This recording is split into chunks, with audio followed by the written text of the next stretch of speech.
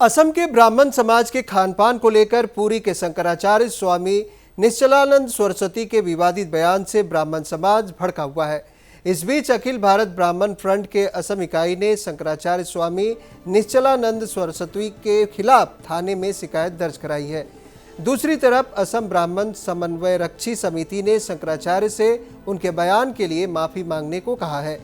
ब्राह्मण समाज ने राज्य के प्रत्येक जिले में उनके खिलाफ मामला दर्ज कराने का भी फैसला किया है।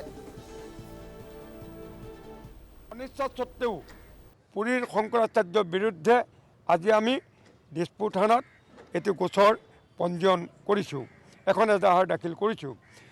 परवर्ती समयत यदि आरक्षीये गुरुत्व प्रदान नकरे आमी गणतान्त्रिक आंदोलনৰ व्यवस्था करिम आरु आईन आदालतर जोगेदि आमी परवर्ती व्यवस्था ग्रहण करिम। तार आगते आमी तेखेतक क्षमा खुजिবৰ বাবে অনুৰোধ জনাইছিলোঁ, ভুল স্বীকাৰ কৰিবৰ কাৰণে অনুৰোধ জনাইছিলোঁ সংবাদ মাধ্যমৰ যোগেদি। আৰু যদি তেখেতৰ হাতত কিবা তথ্য আছে অসমত ব্ৰাহ্মণসকলে গোমাংস ভক্ষণ কৰাৰ, সেইটো আমি বিচাৰিছিলোঁ। ইতিমধ্যে তেখেতে সেইটো আমাক দিব নোৱাৰিলে।